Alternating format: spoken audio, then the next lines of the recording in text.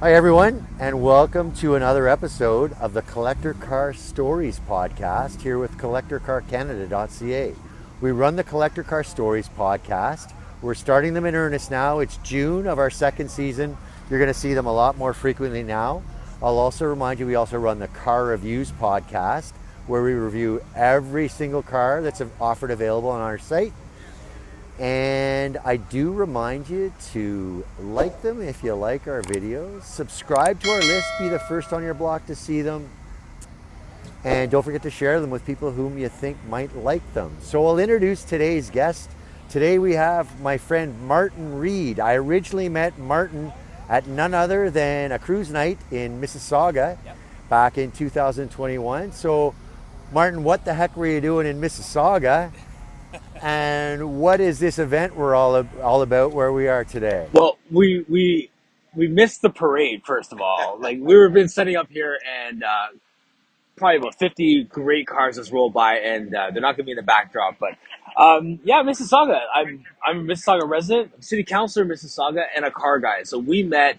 David had his 914. I have a 944, and from there we just started chatting, and you started to talk about your Collector Car Canada gig. Well, looking back, to me, I reminded you of this a little while ago before we started shooting, how the event where we met, I think of it as more a domestic, more frequented by domestic car owners, yes, which I love just as much. We're talking about the cruise night put on by Mississauga Car Club. That's right. Yeah. At Dixie Outlet Mall. Right. It's pretty local for those of you outside of the GTA, but as Martin says, he had his Porsche 944 there. We'll take a look at it later on in the episode. Oh, we got to hear the motorcycles. Oh, we got a pretty good parade of cars behind us now, though. But so Martin's car really stood out as a German among all of those domestic muscle classic cars. Ron Carter, if you're watching, we're thinking of you as we talk about the Mississauga Car Club and your great event. Saturday, I think it's 4 to 8 at the Dixie Outlet Mall. So Martin, I was teasing a bit about Mississauga. Why don't you tell us about what you were preparing for in the near future when I met you that night, and what's happened since? Absolutely. So I was getting ready to run for city council in Mississauga, and that was 2021-22, and I was successful. So I'm a city councillor for the Meadowvale area, Ward 9 in Mississauga. Still have my classic car, and I'm really keen on supporting our classic car, our car culture, which is an interesting. That could be a great topic for this as well, because it's contentious with our young bucks that are doing stupid stuff, and then you have great events like this. So, and I'm in the middle of it as a car guy, so I'm trying to make sure that we're doing it right, and we. So we should give some acknowledgement to the event we're at tonight. It's put on by PTN, Porsche True North.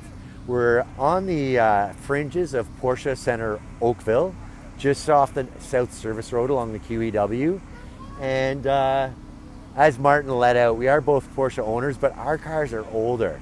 There are a lot of new 100K, 200K plus cars even, and even higher than that here. I think they're expecting about 200 or 300 Porsches. In addition to the podcast, CollectorCarCanada.ca, we'll put together at least one page of just the cars I see here. We'll snap some photos. But as I say, later on in the episode, we might even make it its own episode. We'll see how much footage we get, but we'll take a look around at Martin's 1986 Porsche 944. I think it's naturally aspirated. Guards red on a black leather interior. Do I have that right? And original paint in wonderful condition. I've always known your car had wonderful paint. It's only tonight I'm realizing it's original paint. So it really is smashing. Martin, we were talking about your career, and it reminded me of something that I wanted to say to you. I think I have 5 years on you. We don't have to admit to our ages on camera, but often I speak to people older than I am. My line is, when I want to feel young, I go to a car show. But often when I speak to the hobbyists who are a little older than I am, they walk me through their life with cars, looking forward to learning to fix them a little bit before they even drove, then tinkering with cars they own in their teens and maybe their early 20s, and then real life happens, and they don't really have a hobby car until maybe they're empty nesters. Right. But Martin here, he's got kids high school age, and you managed to keep this Porsche on the road. Yeah, you know, it's funny. This motorcycle in the background is making crazy noise. I had a motorcycle for 1 year. Oh yeah. Got my license, got a CB 300, I think it was, and then I Is that found a that. Honda? Yeah, Honda. Yeah, Oh. yeah, yeah, yeah. And I then don't know anything about bikes. well, and the thing is too, and I found this guy had a 944 selling for like $3,000, and it was beat up. And I went to my mechanic and I said to him like, "Hey, what do you think about?" You're a year in with the bike, Yeah, exactly. And my mechanic, and you're a father at this time. You're thinking, having second thoughts about the bike. exactly. Yeah. My mechanic said to me like, "Go find the best 944 that's out there, and compare it to the one that you're looking at." And so you can see, like, you know, how much does that cost? How much are you going to spend on fixing that one up? And then ask yourself the hard question, like, is it really worth it? Yeah. So I found this car. That's good advice, especially from a mechanic who was going to get all the work if you bought the cheapie. Yeah. Exactly. So it's like, so what do you want to do with this car? Do you want to shine it on weekends, or do you want to be under it trying to fix a transmission all weekend? Yeah.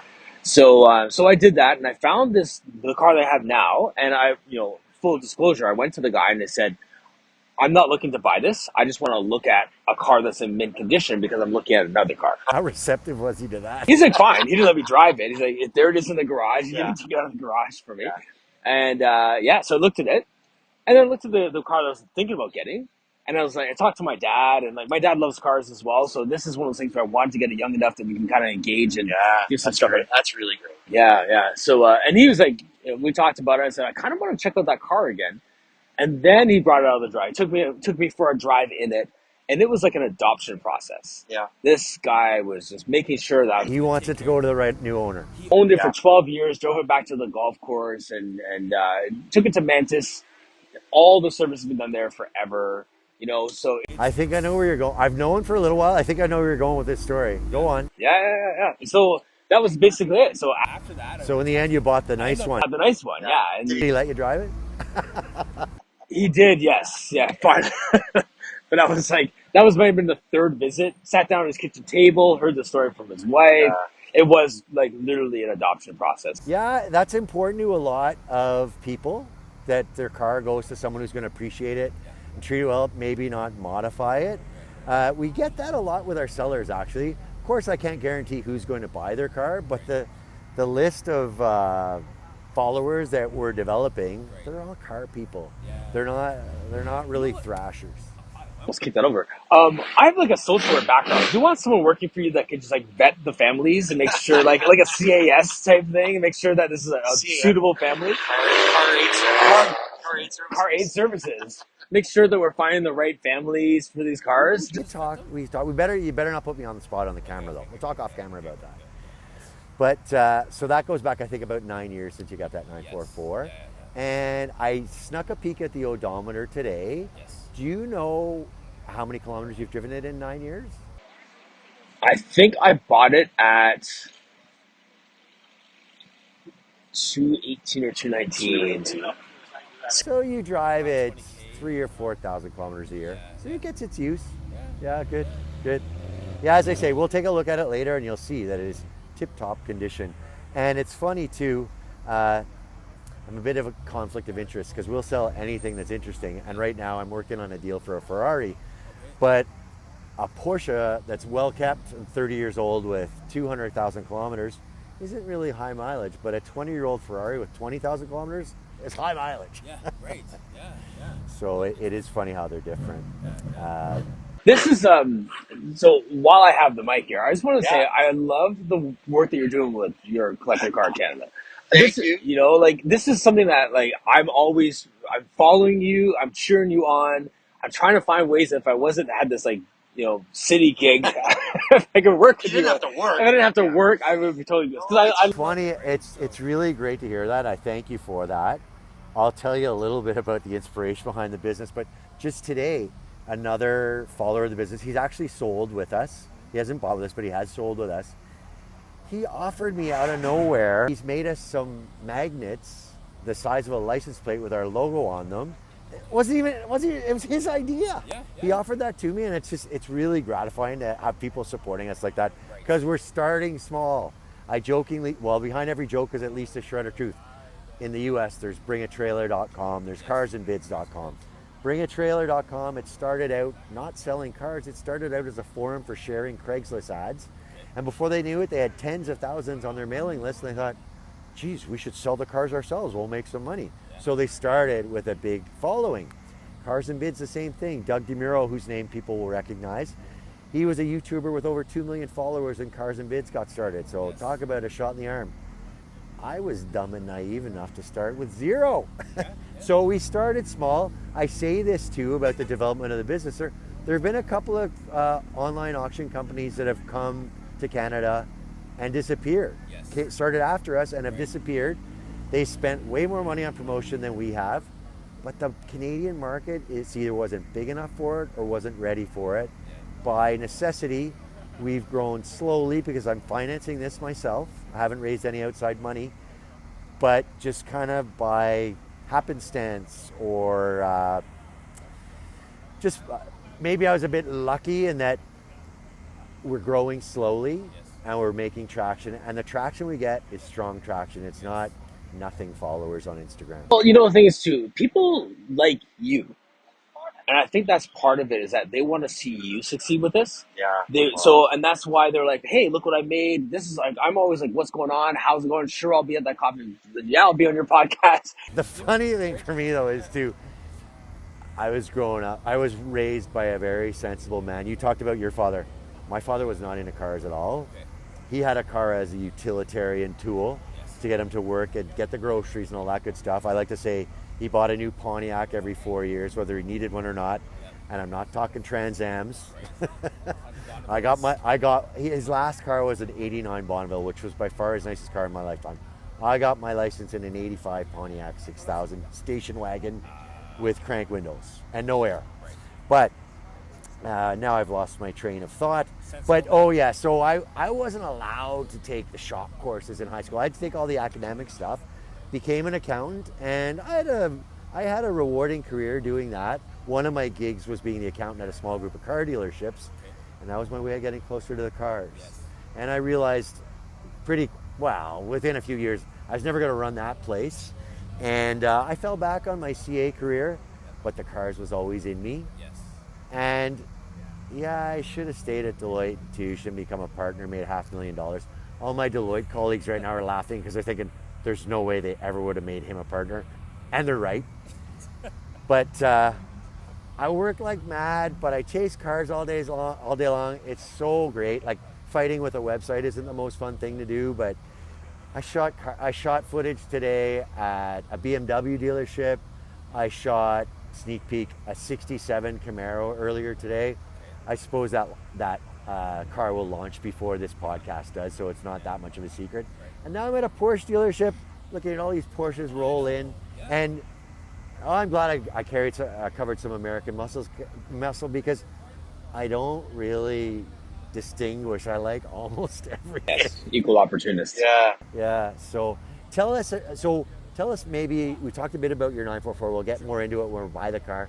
What else is in the garage at the Reid household? I have, between myself, my kids, we have 4 cars. So my daily driver right now is a 2023 Volkswagen GTI 40th anniversary edition. Anniversary car. Yep. GTI, eh? Yeah. So the 40th anniversary. So it's one of 1,500 in Canada. I gotta ask the transmission on that. Manual. It is a manual. And it's it's one of 142 in manual. We're shooting another episode in 2 days.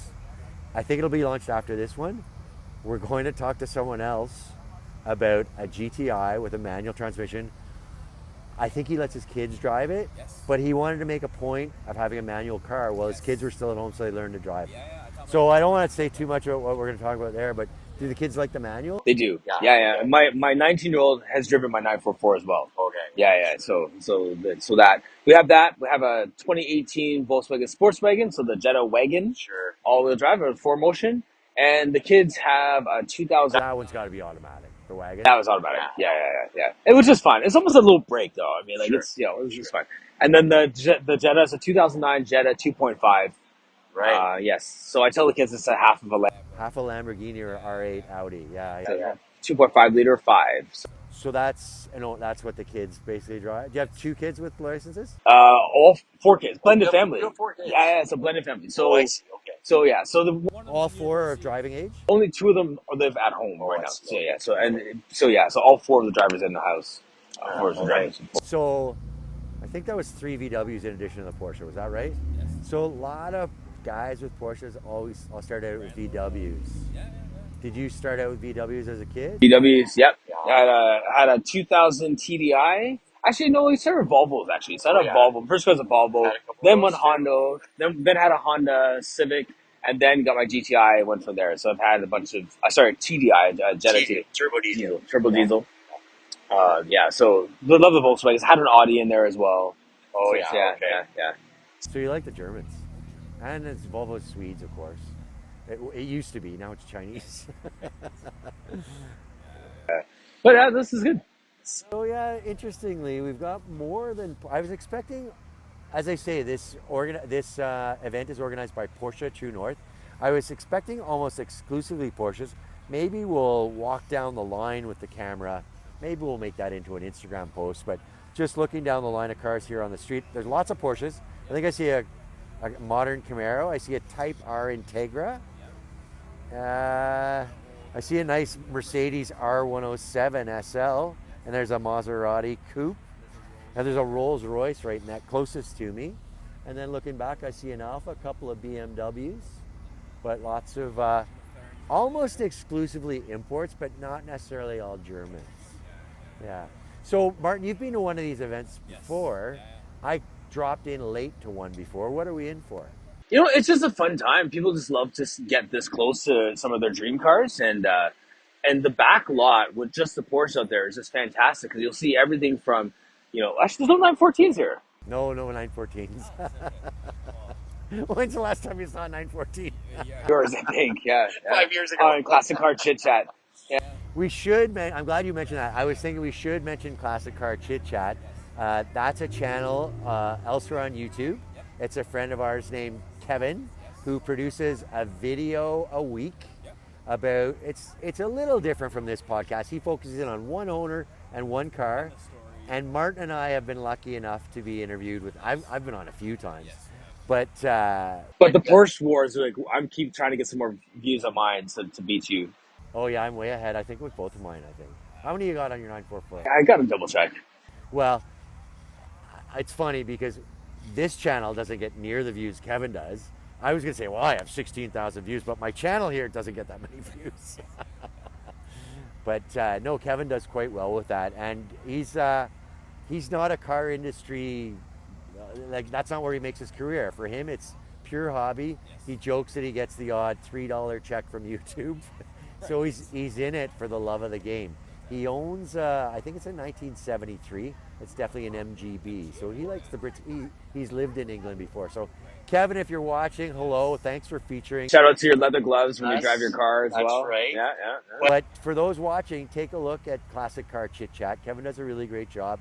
He also does a really good variety of cars. So no matter the cars you like, you'll probably find him having reviewed something like that. Yeah. But yeah, I think tonight, no formal program, just cars are in place and people are wandering around. I go to these car shows very frequently, like 3 or 4 times a week, but this is a biggie. I'm thinking 300 or 400 cars probably. Yeah, probably. Yeah. Is it free food too? Sorry. Yes. When we do cars and coffee, we pay for the coffee. There you go. Yeah. Hey, I overheard someone saying there's not a meal food truck. It's more like cookies and desserts. So, yeah. When's your next event, by the way? We had, by the time this episode airs, this event will be done. But today is June 6th, I think. It's Friday. The Friday closest to June 6th. I think it's the 6th. Yeah, we're doing on Sunday, June 8th. A Cars and Coffee with a Mustang and Ford Motor Company theme. We're doing that Sunday, June 8th at Haggerty Garage and Social in Burlington. Sometimes we do themes, and in which case we have an anchor club for them. It gives a jolt to the RSVPs. I think we're expecting about 70 cars on Sunday, which is good for us. We're not PTN, but such a great venue at Haggerty Garage and Social. People who follow the channel and the website know that I spend a lot of time there. There's always great scenery to see there. Yeah. So how about you, Martin? Speaking of events, do you have any other car events in your calendar this year? You know what? We were talking about the Milton one that's coming up this weekend. I'm not sure if we're gonna get to that, but I think I want to try and get to Oblivion this year. Oh, that's a fun one. That is I've never been to that one, but a fella named, I'll just say his first name, a fella named Justin organizes that. He bought a DeLorean from our site last year, which was it was a thrill to have a DeLorean, bigger thrill to sell it, and even bigger thrill, Justin, I hope you're watching, because here comes the sunshine. For him to have bought it was really neat, because I think it's fair to say he is the DeLorean leader in Canada. He runs a shop. I know his background's in Mercedes-Benz, but we have a common business contact. For me, more a friend, him more a colleague, with whom he worked at Mercedes-Benz. But he runs a DeLorean shop up in, I think it's up near Milton. Oblivion, that show, we should say a few words about it, especially if you're thinking, have you been before? Never. Tell me what you know about it, and I'll fill in the blanks. sure. So from what I understand, it's like an '80s theme car show. I think 80s and 90s. '80s and '90s, and there's a DeLorean rule that's a cool enough car that it could be in there, even if it's not '80s and '90s, right? Yeah. What years of 80, I think 81 to 83 for DeLoreans. The one we sold last year that Justin bought from us was definitely an 81.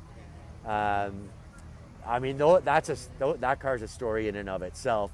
We happen to have a Pontiac on the website right now that was produced when John Z. DeLorean, for you Americans, you'd say John Z. DeLorean. John Z. DeLorean I think the general manager was his title of Pontiac. So he brought the GTO, for example. But later, yeah, he started the DeLorean motor car. It's definitely Motor Corp, definitely DMC on the grills of the cars. But don't get too carried away about DeLorean. It just happens that the organizer of that show, as I say, he's kind of like the DeLorean guy for all of Canada. But your description is apt, but it really is like, I mean, I got my driver's license, I'll just say in the late 80s, and I seem to still be attracted to the cars. When you look at the cars I own, several of them are from late 80s, early 90s. So I love looking around at the cars. And the nice thing there is they're not necessarily all Porsches and Corvettes and Ferraris.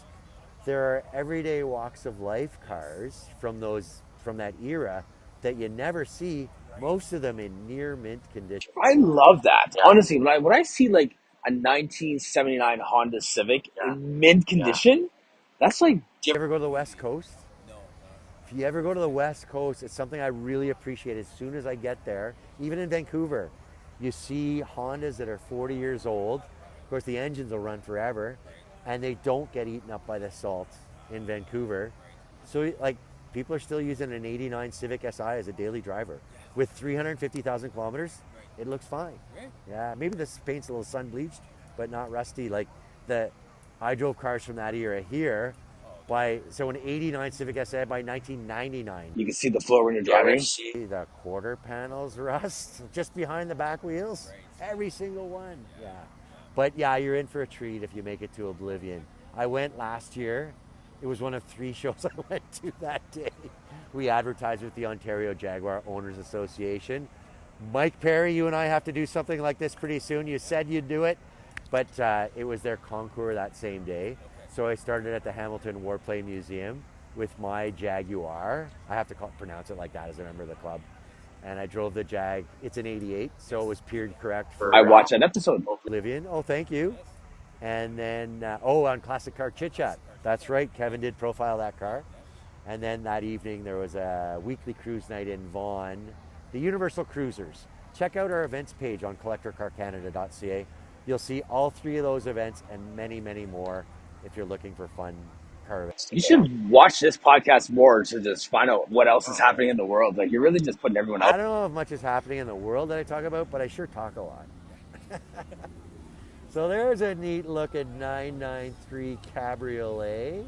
I think it might even be no, I don't think it's a turbo, but boy, some serious ground effects on that yellow 993 Cabriolet. We could just sit here and do play-by-play of all the cars coming in. It would be like a test of our car knowledge, but that one's it's got 993 taillights anyways. I'm pretty sure it's a 993.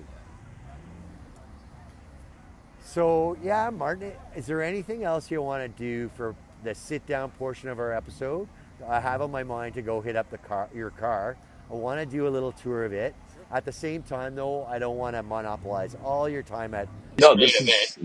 I have nowhere to be. I probably can't get my car out right now, anyway. So That's true. That's true. So yeah, let's check out the ride. I think we've hit up everything I want to do in the sit-down portion. I hope I had a bit of an eye on the squirrel. I'd say tennis match. See some of the cars that came in. We picked this spot. It's a bit of a funny backdrop, except for when the cars were going by. So we wanted to show off the cars that were coming by. So I hope you got a treat from there. If not, any words of wisdom from the two protagonists in the episode. So we'll close this portion of the episode. I'll thank you at the end as well, Martin, but thank you again for agreeing to join us. The setting and the timing worked out perfectly, and we'll head back to that Porsche only area to see the 1986 944 in Guards Red over black leather with Boxster rims. Oh, I'll wait till we get to the car. Let's go there. All right, let's get there. Thanks for watching.